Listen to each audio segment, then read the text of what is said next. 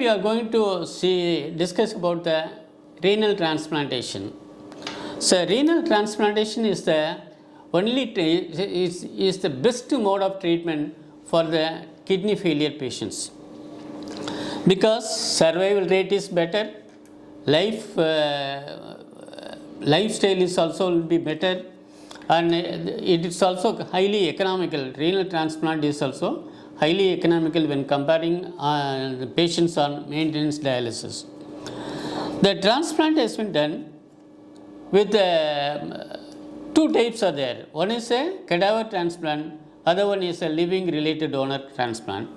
Cadaver transplant is the people who are getting a road traffic accident and have the brain stem injury and irreversible damage. They can donate their vital organs, not only kidneys, heart, lungs, liver, all these organs they can donate.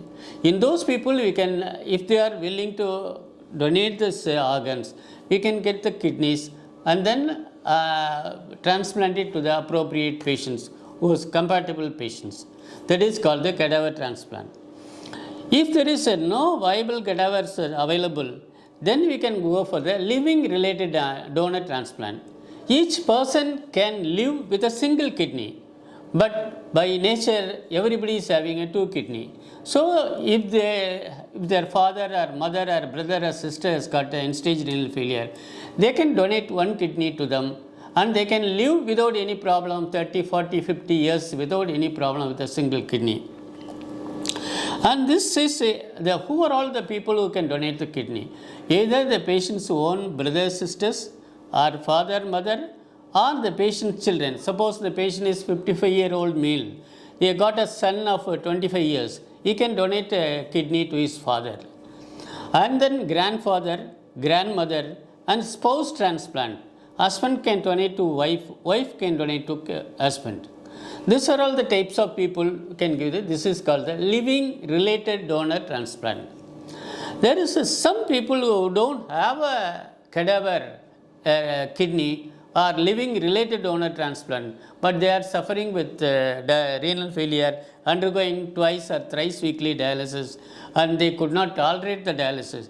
These sort of people, if they have friends or relatives who are really willing, not for the commercial motive, for the altruistic motive, they are willing to donate the kidney, then these patients can be worked out and sent to the authorization committee formed by the government, get the approval of the committee, and then we can do a transplantation. We are doing renal transplant in MR Hospital starting from 1990 onwards. Last 32 years we are doing, we have done more than about 40 transplant. Most of our transplant is a living related donor transplant or cadaver transplant. Suppose if there is no living related donor, no cadaver donor, even a third degree donor is also not available, they can have a swab transplant. Swab transplant means, suppose two people are waiting to donate their kidney, but the blood group differs. They can be taken, the other B positive can be taken to the B positive other patient, A positive can be taken to the A positive patient, like this. This is called the swab transplant. Government has approved it. Then apart from that, nowadays we are doing usually transplant is done with the blood group matched transplant only. Now we are doing across blood group. A group donor can donate the kidney to B group patient. A B group patient can donate to O group patient. This is called the across the blood group, because this blood group antigens are removed by plasmapheresis and rituximab and other medicines are given to make them, to clear all these blood group antibodies, and we are doing, and survival is also as good as a live related donor transplant. But at the same time, the cost of the across the blood group transplant will be little more than the live related donor transplant, because they have to take so many medications which are very costly. That so like this we can do a transplant. The complications of transplant are, one is the infections. We have done, when I was there in Madras Medical College, we have done a study in 1990 and published it, presented in Bangalore conference. Infections in renal transplant recipient. One third of the patients die out of the transplant patient. They are dying because of the septicemia, because their body's immunity is suppressed by giving medications. They very easily get infected and they die out of it.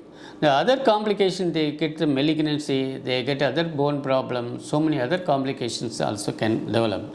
But still the survival rate is better.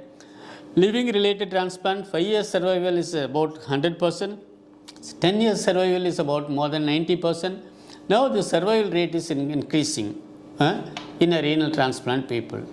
Like this, you can give a leash of life to the ESRD patient who are cursed patient, but for transplant or dialysis they cannot live. By donating kidneys and they can live longer. With this, I will stop here.